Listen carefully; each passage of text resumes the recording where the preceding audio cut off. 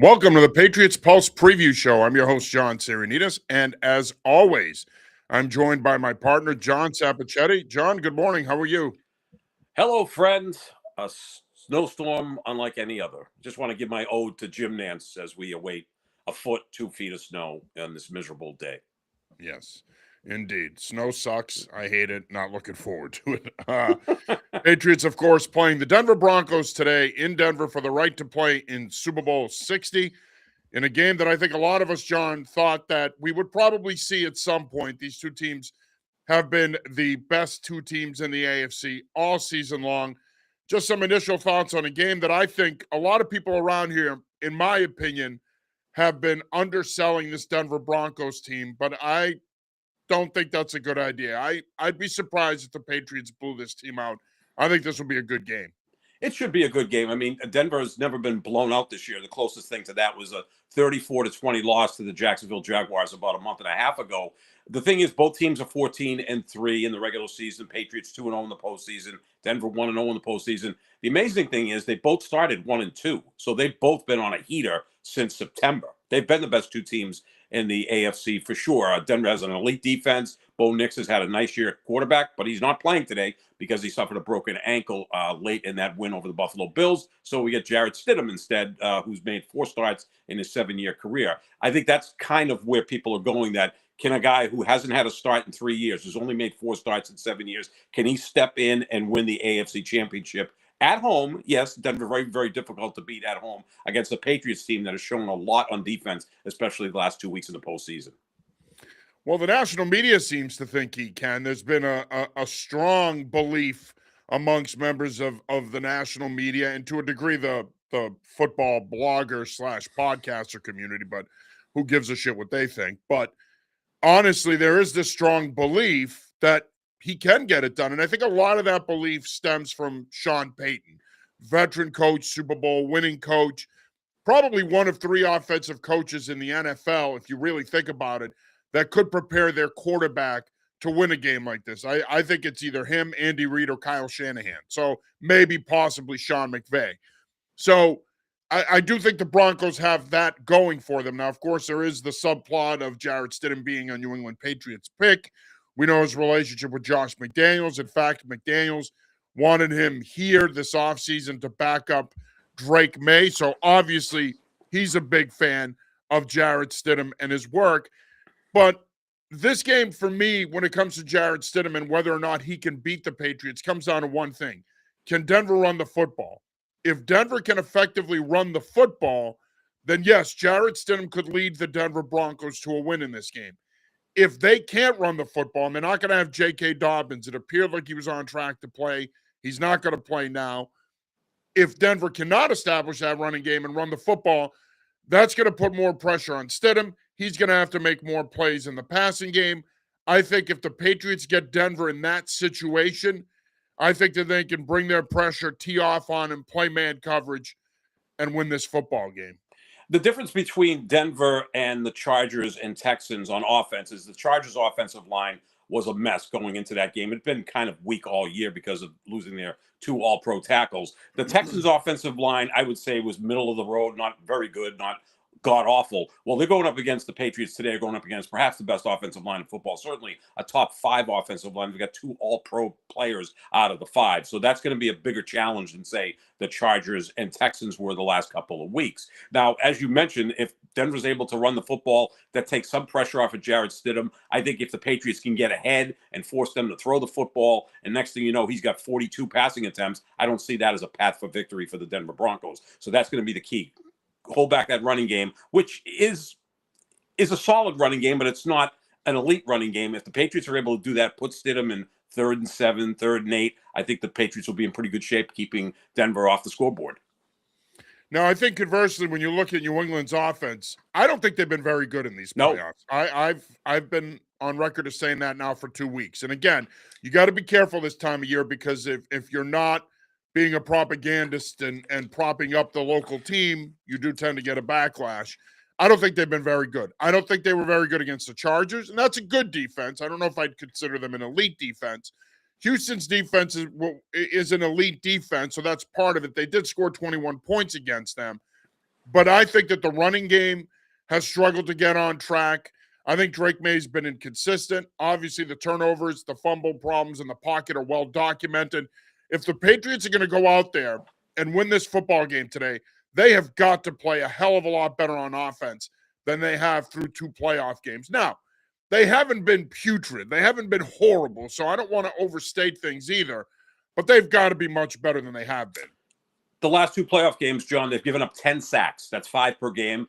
They've also turned the ball over. Drake May on his own has turned it over 5 times. 3 lost fumbles, 2 interceptions. Now, one of the interceptions was a Hail Mary at the end of the second quarter against Houston last week. Whatever. That doesn't really bother me all that much. But the lost fumbles really bother me. Now, in the regular season, May had 8 fumbles, lost 3. In 2 playoff games, he's had 6 fumbles, lost 3. That has been a concern all year. Well, it's heightened now in the postseason where every possession means so much. And he's had as many lost fumbles in 2 playoff games as he had in 17 regular season games. That's a major, major problem. He's going to have to clean that up today because we saw last week Denver forced 5 turnovers against Buffalo, winning that game 33-30. But in the back of my mind, I think of Buffalo still had 5 turnovers and they still produced 30 points. Right? I think you can put points on the board against this Denver team.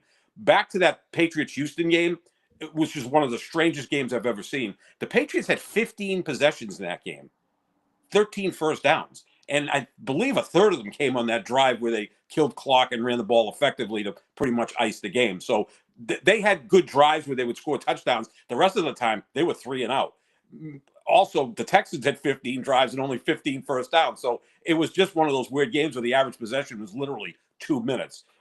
You see if the Patriots can get that running game going. Again, take some pressure off of Drake May, keep that pass rush at bay, and I think they can be okay putting points on the boards because they can win a high-scoring game against Denver because they have the better quarterback, and I think they have the skill sets are pretty equal, but I think the Patriots would be in good shape in that type of situation.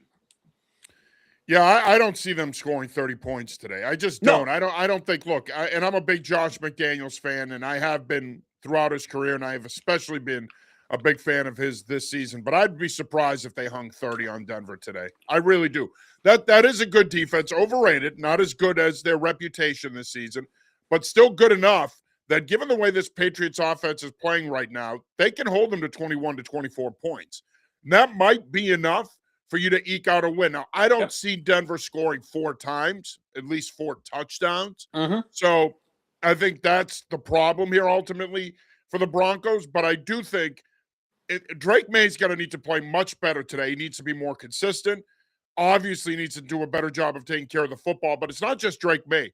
Will Campbell has been terrible through 2 games. I thought he's had a strong rookie season. He has not been good in these playoffs by his own admission. He's not running from it. He's not hiding it. He needs to be much better today. Well, guess what? The problem is you had to go up against Will Anderson last week. I think this matchup this week against Nick Bonito is an even more difficult matchup than Will Anderson.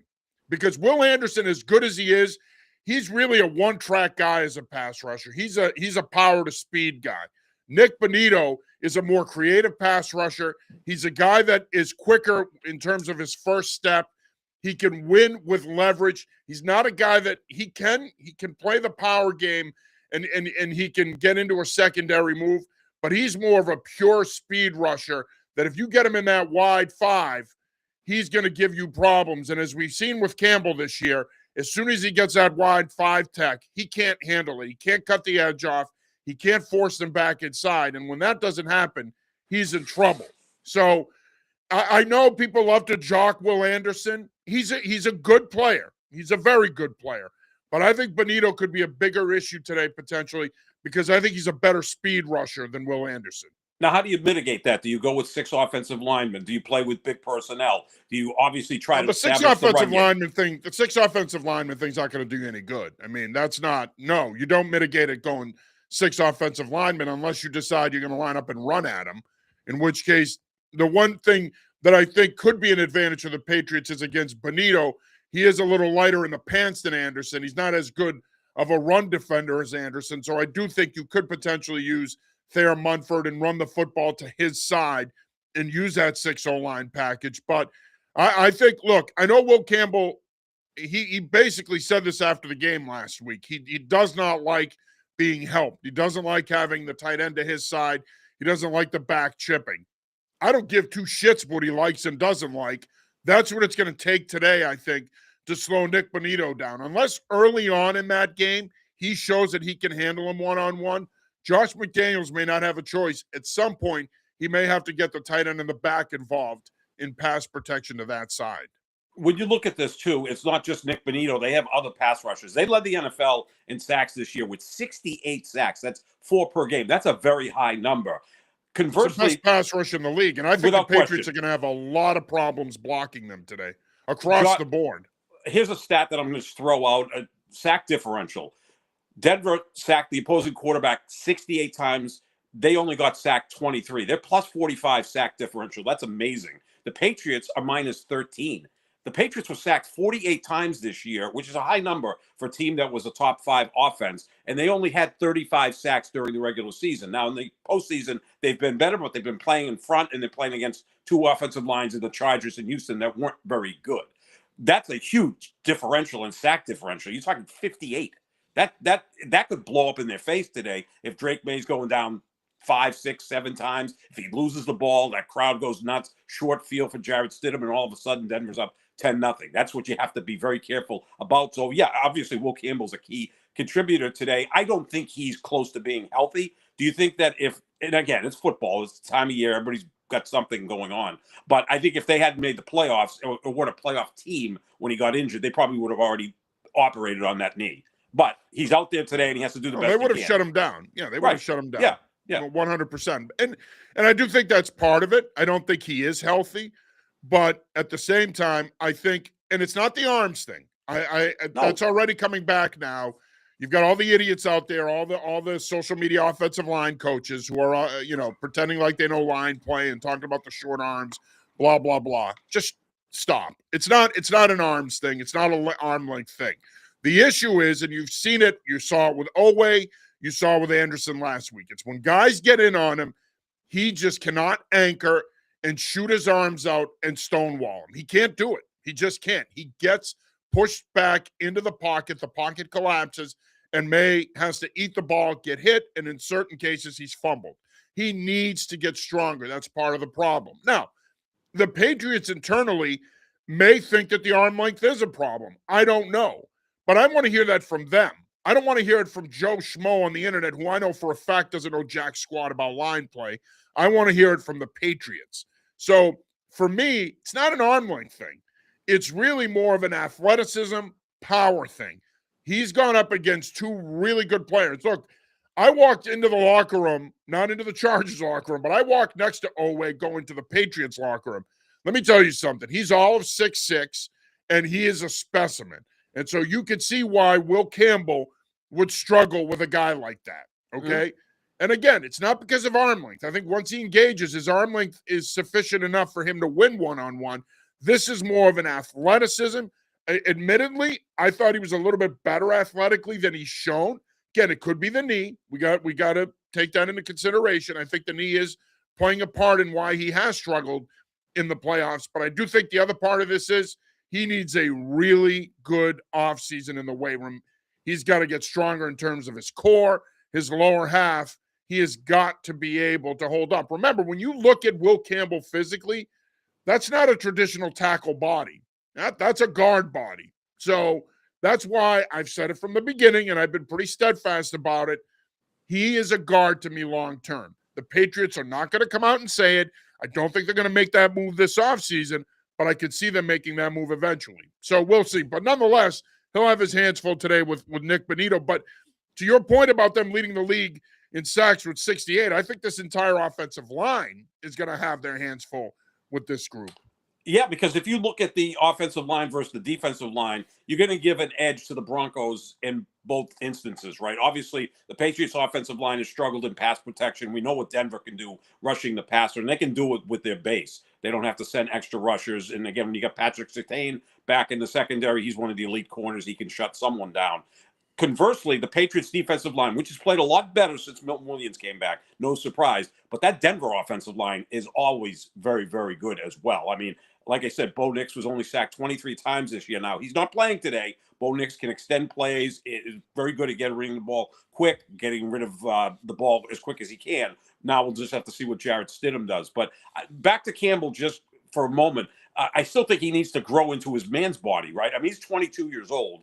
Again, I'm not trying to make all these excuses for him, but like you said, the weight program in the offseason gets stronger in the core. If he adds 10, 15 pounds, whatever's needed, he'll be a better player as he just grows into his body. That's common. But for today, they need him to be at his very best. And more than that, they need Drake May to take care of the freaking football, because that's going to bite them at some point. Yeah, he doesn't need to add weight. He's already at about 320. Yeah, he doesn't need to add weight. What he needs is to just get stronger. He might add 5 pounds. Okay. But the point is that, and that's the balancing act with tackles. You want them to get stronger. You want them to be able to hold up in pass pro, especially against power to speed guys. But you also need them to be effective run blockers and be able to move laterally. So I don't think he needs to add weight. I think what he needs to do is just get stronger. And with that, again, like I said, he may add 5 pounds. Who knows? Mm-hmm. But I do think at the end of the day, that's the number one matchup to me. As much as we want to sit here and wax poetically about May taking care of the ball, that's obvious. If the Patriots are going to win today, Will Campbell has to win that one-on-one matchup against Nick Bonito. If he doesn't, Drake May's in for a long day. He's going to hit the ground a lot. And it's not just going to be Will Campbell. It's going to be the entire offensive line. Like we said, that's a really, really good front. Selton reacts, says the Pats will win or will won. I'm assuming he's saying Pats will win. He joins us live on Twitch. Thanks for checking in, man. We appreciate it. Old man Willem, our good friend from Connecticut, says it's do or die. Willem, great to hear from you, brother. It is. You win and you advance. Losing, you go home and your season's over. So we'll see. How much of the narrative, going back to Jarrett Stidham for a sec, obviously the expectation is the Patriots are going to win this football game. But I think around here, the expectation is the Patriots are going to win this football game because Jarrett Stidham is Denver's quarterback. I think it's foolish to look at it that way, because I think every other advantage that a team could have, potentially, Denver has. They're at home. We know their history at home. They're 18-3 all time in the playoffs at home. You have that crowd behind you. You have an elite offensive line, an elite defensive line. I mean, their running game is not great, which I think is a great point, and you brought that up earlier. But they have some inherent advantages here to where they could protect Stidham. Should Patriot fans be looking at this and saying, it's a fait accompli, the Patriots are going to win, Stidham's playing, Denver has no chance? No, it's not a fait accompli. This is not the 07 Patriots, who, by the way, won the AFC Championship game by, 9 points over the Chargers. I mean, we're not living in a time where teams just blow teams out. We're going to see close games probably today. Seattle's been the one team that down the stretch and into the postseason just blowing teams out, but they're going to have their hands full with the Rams today. But back to this game here with Stidham, I kind of have this back and forth in terms of Stidham. I keep hearing that he was the highest rated college quarterback coming into his out of high school in 2015, ahead of Joe Burrow and Lamar Jackson and Kyler Murray, all Heisman Trophy winners, and Sam Darnold, who's going to be playing for the Seahawks today. So he had a lot of hope, but so did Ron Powlus coming out of Notre Dame. So did Jimmy Clausen coming out of college. Like 2015 is a long time ago. So if he is as good as Sean Payton talks about him being good, he says he's one of the 32 best quarterbacks in the league. How do you explain to me that he's made 4 starts in 7 years? That's a part of me that if he was that good, he would have gone somewhere where he could have competed to be a starter. He seems to be a guy that seems happy to be a backup, almost like Jimmy Garoppolo at this time. I don't know if he has that it factor that Bo Nix does have. I'm not a big Bo Nix fan, but that guy pulls more games out of his ass than any quarterback I've seen the last 2 years. I don't know if Jarrett Stidham does that. And that's the way the Broncos win, John. They don't blow teams out. Look at this. They've had 4 wins this year against the Raiders, the Jets, the Commanders, and the Giants by a total of 7 points. So it's not like they're blowing teams out either. And Bo Nix has pulled a lot of games out at the end. Is Jarrett Stidham going to be able to do that? I mean, Bo Nix did it last week against Buffalo. We remember Buffalo was up, 4 points? He brought him down and hit Mims with a beautiful pass to put them back up 3. So that's the factor we don't know about Jarrett Stidham. When it's a close game, they're down 4. Is he going to respond with the world watching him? Well, some of it is the arrogance of Sean Payton. That's why he's not exactly beloved by people around the league. So I mean, he is an arrogant bastard. I will give him that. I mean, I know a lot of people keep playing the clip about the reporter asking him about Dre Greenlaw and the downhill question, and he was being a jerk to him and whatever else. Okay. I mean, he's a football coach. They're ordinary people. Am I excusing the behavior? No. But let's not be bleeding hearts for the reporter who asked the downhill linebacker question either. Okay, relax. I mean, it is what it is. Nonetheless, look, he has to play it this way, though, doesn't he? He has to talk about him this way. Sure. He's not going to come out and talk about his shortcomings. He's not going to come out and give the media or the Patriots fodder. I mean, so what's he supposed to say? That I have no faith in the guy? I mean, of course he has to prop him up.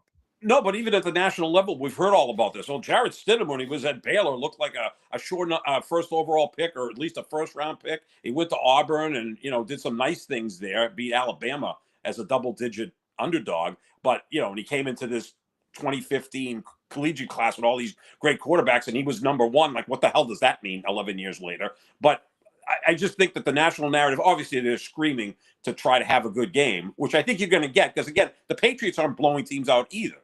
These are not traditional 14-3 teams. They got that record. Both of them did. They deserved what they got. They worked their asses off. They were well coached, but they're not traditional 14-3 teams, like say the Chiefs when Mahomes was in a dominant stage, or Philadelphia, say last year. Those were dominant teams. So they do have their shortcomings. And look, Stidham, he can have one great game. These guys are all capable of that. We've seen it before. And, it's up to the Patriots to make sure he doesn't do that. Obviously, stopping the Denver running game is going to be a key, because now you put the ball in his hands in rather precarious positions. And I also think for the Patriots, running the football is of paramount, because you have to keep that pass rush off of Drake May. One way to do it is run the ball effectively. Yeah. Well, you got to wear it down. That's the thing. Yep. If you want Benito to be an odd factor in the third and fourth quarter, run at him in the first half. If you want Will Campbell to play well in the third and fourth quarter, get him engaged early by establishing the running game and running the football. And again, Patriots haven't run the ball well in these playoffs, but they ran the ball well down the stretch. So you can get back to that pretty quickly. You just have to commit to it and be patient. And I think this game is going to allow McDaniels to be patient. They're not going to fall behind early by a lot, even if they do, or they're not going to be chasing it enough to where he has to abandon the run and start throwing the football. The other thing I would say is I don't want to see McDaniels get cute today. Don't get cute today. He does have that in him where, this time of year, he loves that signature moment, that signature play where he'll call a double reverse pass or or a now screen, throwback pass or whatever the case might be. You don't need to do that today. I don't want to see you get cute. You're not going to need those plays. Today is about looking at the defense you're going up against and taking advantage of them. Run the football, set a physical tone, protect your quarterback, take advantage of the matchups you have. I love the Kayshon Boutte versus Riley Moss matchup. Take advantage of that matchup, okay? Your screen and draw game is going to be big today. They're a high-pressure team. Vance Joseph, when the chips are down, he will blitz. You want to take advantage of that. It's a simple game plan this week. That's a very good defense, but it's also a vulnerable defense. They're going to give you matchups that you can take advantage of. You have to take advantage of them. And it's a kind of defense where if you don't allow them to set the physical tone in the box or at the line of scrimmage, you're going to be okay against them. But when you allow that front to dictate, especially in medium and long down situations when they can tee off and get after your quarterback, or if you don't have success running the football early, now you're in trouble. You're in trouble now because you're going to allow Joseph in that front to dictate terms. And when that happens, you can lose this football game. But nonetheless, all these things being said, this is why I think this is going to be a close game. I would be surprised if the Patriots blew this team out. And as you mentioned, Denver doesn't blow people out. So they're going to have to win a close game, especially playing with a backup quarterback. For the Patriots, though, they're going to have to play not their best game of the season. They've had some good ones, but they're going to have to play like they were playing in that midway point when they started that 10-game winning streak and they blew out Carolina, they blew out Cleveland. They're going to have to play at that level if they want to win today by 2 or 3 scores. So this is the 20th game of the season, and this is the best offensive line they faced, and it's also the best defensive line they faced. So it's going to be a challenge to go into Denver and try to win that game. We know the history of the Patriots in the playoffs in Denver, but, I can't bring that into Skylar factor Smith today. just mentioned that. Skylar, thanks for checking in. Obviously, Skylar's a Broncos fan. He says 0-4 in Mile High, about to be 0-5. Let's go Broncos. So there you go. Thanks for checking in, Skylar. Appreciate it, man. Right. Well, when John Elway and Peyton Manning come back to play for the Broncos in their prime, then I'll take that more seriously. Jake Plummer did beat Tom Brady in a playoff game. Okay. And Well, Brady's, Belichick and Brady went 0-3 there. So yeah. let's No, not pretend that Vrabel and May are this insurmountable tandem that the Broncos can't overcome. no, but the quarterback play is going to be a little bit different from Denver than it was Okay. in those Well, games. but the Patriots quarterback has to play much better than he has Sure. played at times in these playoffs. So you can sit here and spin it however you want. I'm not going there because I think this is going to be a much closer game than people think. Well, as far as Drake May, that's what I really want to touch on. I did a column for the website, NewEnglandFootballJournal.com. I got to speak with any football journal. AnyFootballJournal.com. Okay. Thank you. Thank you. Great column, by the way. Thank you. So I didn't do much with it. I just basically got a hold of our friend Scott Mutrin, former BC quarterback and current BC football radio analyst, and let him roll with Patriots. He was on the Patriots in 1999. Yep. Absolutely. I mean, we did shows together at the Herald, the three of us, and they were the most fun shows I ever did because I didn't have to do anything. I just basically opened the show and let you guys go at it, and then went to a break segment, whatever, come back and talk about something else. I had two football guys. I don't want to say football savants, but pretty close, because sometimes people take savant as an insult, not a compliment. But that was a blast doing radio with you guys. But I reached out to him, and my thing with this is it has some to do with the way he dresses. And everybody's going to say either I'm nuts or some may agree with me. So Scott didn't think it was that big a deal. You don't think it's that big a deal. I don't think it has anything to do with it. Okay, I reached out to Tony Pike from WCKY in Cincinnati. He was a 2-year starter at the University of Cincinnati, was in camp with the Carolina Panthers back 15 years ago. He thinks it can be an issue. Here's the thing. The greatest quarterback of all time also was the greatest quarterback in inclement weather, Tom Brady. Aaron Rodgers is probably the second best quarterback in inclement weather. Now, they're two all-time greats. Obviously, they were good pretty much wherever they played. Brady wore a scuba diving suit underneath his uniform. He always had long sleeves. Then he'd have the sweatband, so there'd be no moisture getting to his throwing hand. His left hand, he would have a glove. Not a factor, not having moisture all over your hands? Okay. With all due respect to Tony Pike, not a factor. Listen, we can have this conversation all day. I've coached. It is, but I've coached quarterbacks for years. It's never been a factor. And I've coached them in snow games. I've coached them in weather games. That's not why your quarterback fumbles the football. Okay, well, if his hands are small, which that was the issue coming out of college. That's a separate issue. Okay, that can't help this at all if it's it wet. Doesn't.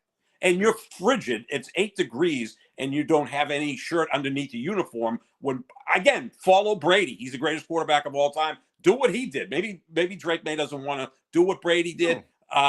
Again, and also the roller in front where you put your hands to keep them warm in between plays. Well, that's built into the jersey now. So right. He probably has it, but it's built into the jersey. Some guys prefer the pouch. Some guys prefer having it built into the jersey.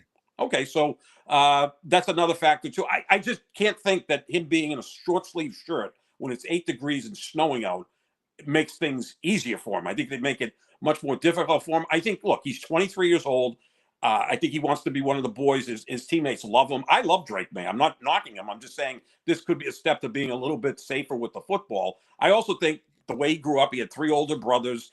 His dad played quarterback at North Carolina. He's like the runt of the litter. So I think he wants to show his big bros that, I'm a tough guy. I'm like an offensive lineman. That's just my opinion. It was Tony Pike's opinion. It's an opinion. I think that's something that how do you explain 6 fumbles? Well, then why ask me and Mutrin about it if it's an opinion? You wanted our opinion. We gave it to you. I got your opinion. You don't agree with it. Then we tell you why it's not a factor, and you still don't agree with it. Well, that's what you do. I don't know what to tell you. I had my opinion before that, it's not a factor. It's just not. Okay, I think it can be. I don't think it is because this time of year, sweat's not as big of an issue. Now, could you make the argument it was a wet game last week? Yeah. That could have protected. Okay, well, what was the excuse 2 weeks ago against the Chargers? It was cold. Oh, okay. It was cold. That has nothing to do with it, John. It just doesn't. It's a preference thing with a tire under your pads. Some guys like Brady, if playing in that Kansas City AFC title game, he wore the scuba gear in those kinds of games. Okay, some guys just want to wear a dry fit shirt that's just enough to keep them warm enough to be comfortable enough to play. Some guys don't want anything. They'll put the Vaseline on their arms and they roll with it. They don't They don't want anything. That's how they're comfortable. I guess. I mean, well, Yeah. again, 6 fumbles in 2 games when you had 8 during the season. He had 8 fumbles during the season, lost 3. Well, In 2 playoff games, he has 6 and he's lost 3. Okay, well, but he's also fumbling the ball under duress. So that's Sure, I get you. Absolutely. part of your Yeah. offensive. That's part of your offensive line struggles in the playoffs. It's the ultimate team sport, man. It all comes together. So what I'm going to have to do now is reach out to Sean Salisbury and get his opinion, because I'm okay. like, well, keep reaching out to quarterbacks. It's always going to be a difference of opinion, but I think you're putting way too much stock into that. Way too much. It's the AFC Championship game. I got nothing else to do, so Yeah. Well, I'm just telling you, I don't think it's a factor. All right. I just don't. I think now, could you convince me that the hand size issue is coming into play here? Sure. My number one thing, John, I think he's reckless with the ball. He plays with it away from his body too much. Yep. He detaches it from his body. He drops it down when he's facing pressure. He runs around and doesn't play with poise and patience in the pocket at times. And I think they need to fix it. It was a problem last year too, John. And we weren't sitting here talking about long sleeves last year when he was fumbling all over the place. It's the number one knock in his game right now. And if he doesn't fix it, he's not going to be elite long term. He has to be stronger with the ball in the pocket. He has to take better care of it. Plain and simple. Whether he's wearing sleeves, he's not. And look, to your point, when you wear the wristband with the play cards, that does help you when you're sweating down your arm and your forearm. It does catch the sweat. But that's an issue at the beginning of the year. That's an issue on a humid afternoon in Miami. That's not an issue in December or January at Gillette Stadium. Unless it's raining and the ball's wet, then you can sell me on it a little bit. But the idea that he's been fumbling as much as he has because he's not wearing sleeves, that doesn't fly. Well, I'm going to fly out to Denver and at least put the coat on him when he's on the sideline to keep him warm. Okay. Well, you're not going to get there for what it's worth. Well, maybe Stone can do that. Can Stone do that for us? I don't even know if Drake May likes Stone. So, Mr. G. Fetty checks in. Blame the line for those fumbles. Yes. Thank you, Mr. G. Fetty. That's where it starts, John. He hasn't had the same level of protection that he did down the stretch. The offensive line has not played well through 2 games in these playoffs, and I think it's the old boxed in mouse routine where you know when a mouse is boxed in and cornered, they start to run around and they run into things because they're trying to scurry and get away. Well, that's what he's doing. He's boxed in and he's like, oh, I need to keep my eyes downfield. I need to find the open receiver. Oh, he's not there. I'm looking for a lane to take off. Oh, ball's out of my hand. Like, well, I think obviously you got to remember, man. Think about the speed that he has to process all this shit while all this is happening around him. Well, you know, I'm the guy that's going to give excuses to quarterbacks more than anyone. I mean, I'm the guy, and I love Drake. He's my second favorite quarterback.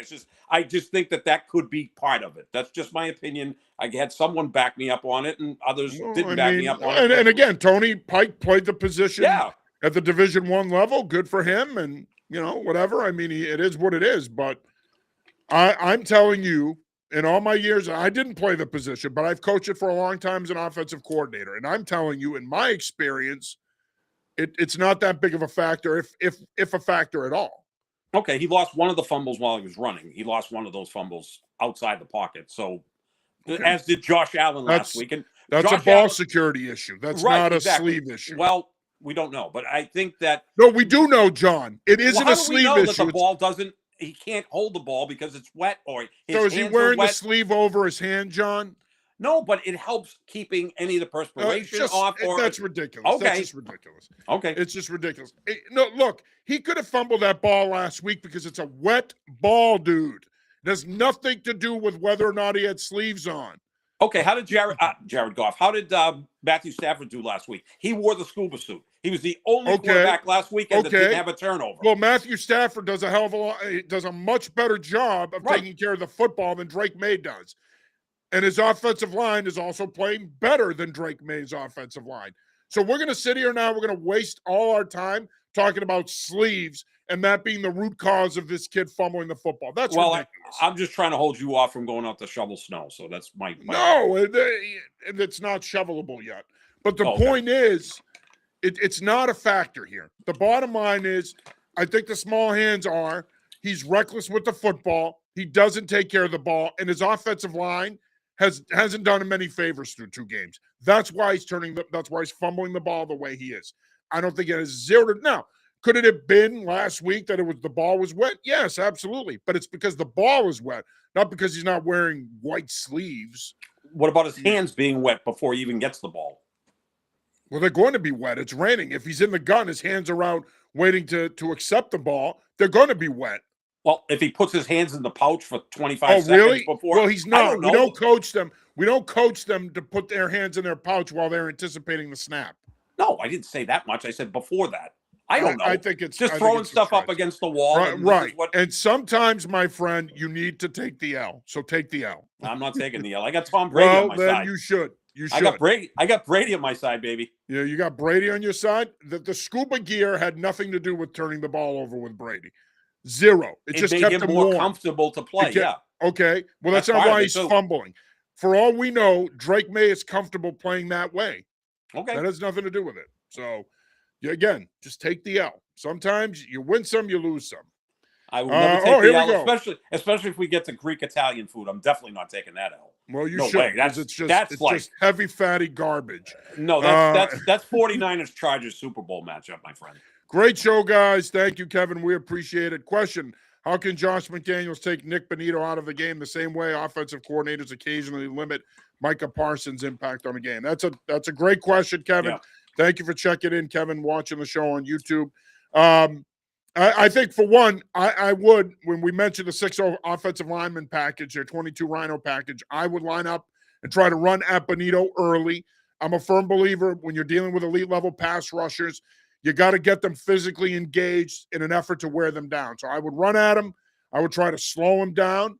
I would make it an effort to wear him down so that in the second half, he's not as effective in terms of his get-off. The other thing is, you got to obviously do a lot of different things with your protections and emphasizing the left side of the line. You can start to formation your protections where you get the tight end over there as a wing and he stays in, or he could chip release. You start to work the back over there and he could stay in or chip release. Okay, there's different ways you can handle. And if they start to loop him inside, now that's where your communication game and picking up TE stunts comes into effect and bumping and passing things off. So there's a lot of ways you can handle it. Unfortunately, the problem is in the NFL, coordinators love to put 4 and 5 guys out every time they throw the ball. That's where the challenge is. Can Josh McDaniels be patient enough in his pass protection schemes and maybe not put that extra guy out or put him out in a delay situation so that he can help Will Campbell? I think we go back to last week's game. I thought the most impressive series was a 5-play series, 75 yards, ended with Stephon Diggs making that really nice catch for a touchdown. They seemed to get rid of the ball quickly. There's a lot of 3-step drops for Drake May. I think they were using some big packages in there.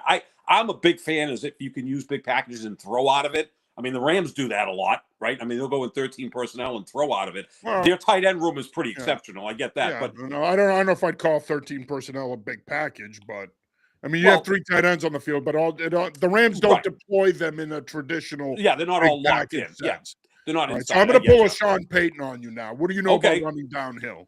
I've never run downhill in my life. You media members are funny when you get into X's and O's. I just was talking about long sleeve shirts and gloves and all that other stuff. I'm just no X's and O's. I know. No, I do think, but to your point, if you can get them into look, I think the toughest personnel grouping to defend is 12 personnel. It's a bitch because you got 2 tight ends, 2 receivers. If you have 2 athletic tight ends that you can detach and move around in terms of alignment, it's a problem for defenses and defensive coordinators. Patriots can do a lot of that today. You certainly have those 2 tight ends with Henry and Hooper where you can do that. But I still think if you're Josh McDaniels, you don't need to reinvent yourself here this week. You just need to do what you do and execute it at a high level. And I think if you do, you're going to be fine. And I think what you need to do is set a physical tone with that running game early. They need to come out and pound the shit out of the football. Line up and run the football. And I know people are going to say, why do you want to shorten the game? Don't you want to run these guys out of their own place? If you can, sure.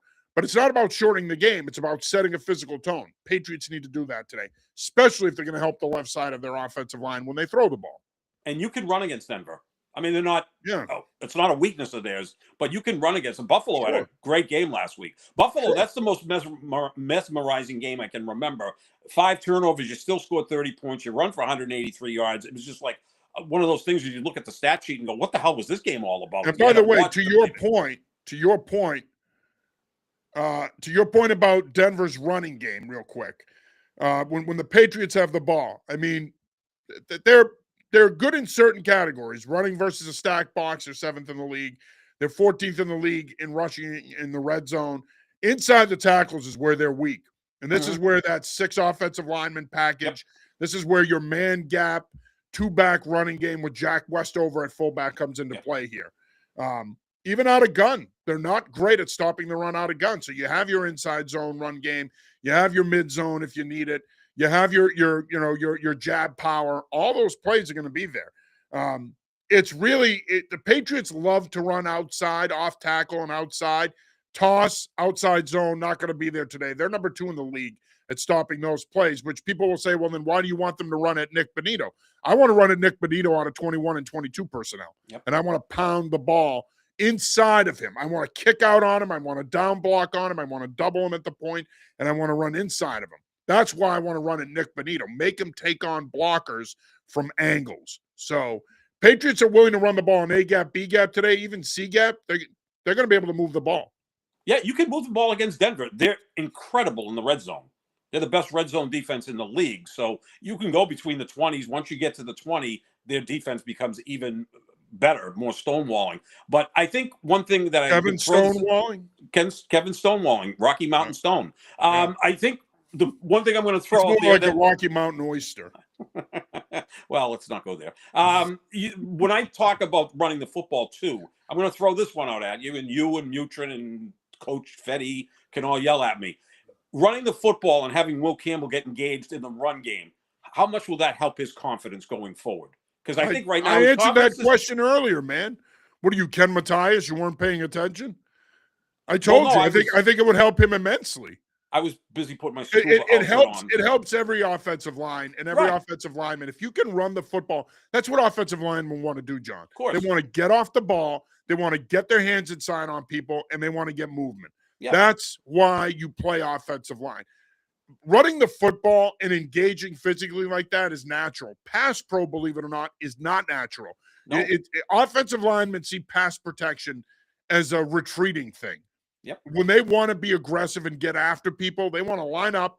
They know the snap count. The guy across from them doesn't. They want to take advantage of that. They want to get off the ball. They want to get their hands inside, and they want to kick their ass. That's why you like playing offensive line. You don't like playing offensive line because you can pass protect. Sure, there's more of the one-on-one matchup element to pass protection, and if you shut down an elite pass rusher, it's a great feeling on a down-to-down basis. But you want to get your offensive lineman going. You line up and you run the football. That's where you can impose your will on the defense. You beat the bag out of them. You wear them down. And then eventually you put yourself in a position where you can win the football game. That's what the Patriots did midway through the fourth quarter against the Texans, right? They were up 26-14. They had the ball deep in their own territory, and they put together 4 or 5 first downs, killed half the clock, and that was pretty much icing on the cake. That was, I think, that and the Stephon Diggs touchdown drive were the 2 most impressive drives of the game. I mean, obviously, when you score a touchdown, it's more impressive than not, but what they needed to do in that situation was kill half the clock. They did that, and the ball game was over. Of course, with C.J. Stroud back there, it was over earlier than that.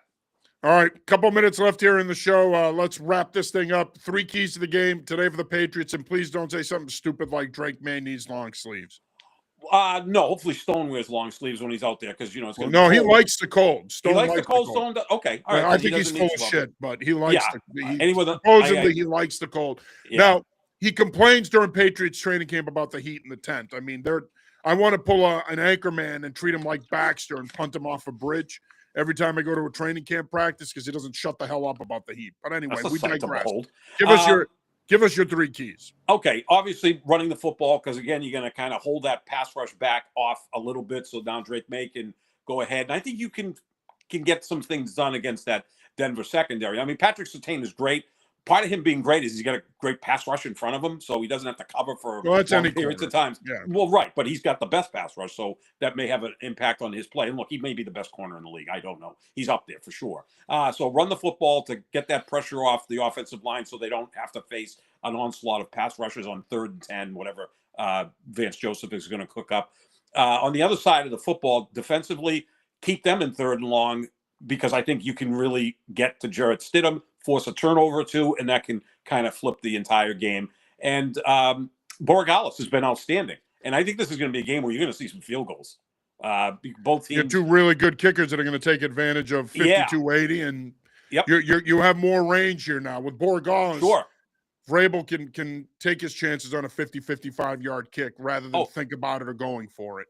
Absolutely. So I think if you can, hold off on that, that's going to be a good sign. So those would be my 3 keys. Again, I sound like Bill Cowher, run the ball, stop the run. That's the key here. But it does mean a lot, especially in a game like this. Yeah. The game's a game at all 3 levels, man.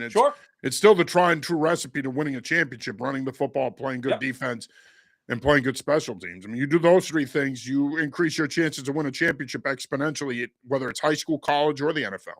Can I just throw this out? You know how much I love quarterbacks, but last week in the divisional round, the 8 quarterbacks combined for 13 touchdown passes, 12 interceptions, 19 sacks, and 5 lost fumbles. Like, I don't think any of them played that well last weekend. I mean, Stafford was right around 50% completion percentage. Now, he was playing in frigid conditions, but I don't think any of the quarterbacks were all that great. Sam Darnold didn't have to do anything in that Seattle win over San Francisco. So what we're seeing is that the quarterbacks aren't dominant in this round like they sometimes can be.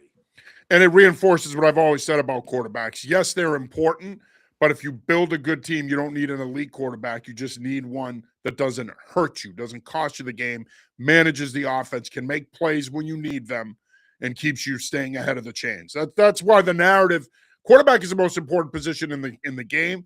It's arguably the most important position in sports. I think you can make a pretty strong case that it is. It is. But I don't think that you also need elite level play if you construct your roster the right way. So, well, yeah, if you have the 2000 Ravens defense or the 2002 Tampa defense, that helps. It's not true. It's not true, John. And there's been plenty of examples in history, and we're not going to get into it now. We're running out of time here, but there's plenty of examples where you've got good quarterback play can win you a championship. It doesn't have to be elite every year. So that's my take. We can debate that some other time. Final score prediction. Patriots 24-13. I think it's close. They get a late touchdown and win by 11. They won the first game against the Chargers by 13. They won the second game against the Texans by 12. I'm big into number sequences, so they'll win this one by 11 and then win the Super Bowl by 10. Yeah, well, that's 2 weeks down the road. I agree with you. I think that's the kind of score you're looking at here. I think it could be a little closer than that. Maybe you get a 23-20 kind of game. I don't think Denver gets a 20, though. I'm with you here. I think it's a 24-14, 24-10 kind of game, maybe 24-13, like you said. It's going to be in that range. I think it's going to be close. It's going to be back and forth. But like the Patriots did last week against the Houston Texans, I do think they're going to score late, pull away, put it away, and they're going to go back to another Super Bowl with a chance to win a 7th Super Bowl since 2001. That is crazy, man. And again, we keep talking about it. Think about all the long-suffering fans in New York with the Jets, in Cleveland with the Browns, in Vegas with the Raiders. Well, they haven't been long-suffering. Those are the Oakland fans. But when you look at where this Patriots organization was the last 2 years, the fact that they're in position now, in a pretty good position, to get back to another Super Bowl after really 2 bad years. That 8-9 season, had they won in Buffalo Week 18, they would have made the playoffs. Right. The 7-10 season, if they won 3 games that they lost by less than a touchdown, they would have made the playoffs. Or the 7-9 season in 2020 during COVID. The Seattle game they lost on the goal line, right? That was one game they could have They were literally won. 2 games out of making a playoff spot. They lost 3 games by 6 points or less that year. They could have made the playoffs that year. They could have made the playoffs in 22. So it's really been, in my opinion, 2 years of being bad, really bad, and now you're back in Super Bowl contention. It's crazy. And one of those bad years got you your quarterback, Drake May. It got you Drake May, but as I always like to say, it got you Mike Vrabel, and the coach supersedes the quarterback because, in my opinion, the coach sets the foundation. And without the foundation and the right leadership, it doesn't matter how good your quarterback is. Your boy Joe Burrow is proof of that. All right, one final comment here real quick. I love the AFC Championship intensity you guys bring every week. If the Patriots do the same today for 4 quarters, we'll be in this year's Super Bowl. Thanks, guys. Kevin, thanks for checking in, man. We really appreciate it. And John and I will be coming back to you after the game with the post-game show, so feel free to jump in. We'd love to hear from you and get your thoughts. Hopefully it's after a Patriots win. All right. John, thank you as always, my friend. Always great stuff. You always bring the research and the knowledge and the occasional stupid takes, so we really do appreciate it as always. Long sleeve shirts. That's my mode for today. Yeah, there you go. All right, well, that'll do it for this episode of the Patriots Pulse Preview Show. For my partner, John Sapichetti, I'm John Serenitas. We will be joining you after the game. I'm just letting Sap know that now, that he's stepping up to the plate after the game for the Patriots Pulse postgame show. Until then, enjoy the game, stay warm, and screw you, Mother Nature, and your diarrhea that you're spewing out there now. I hate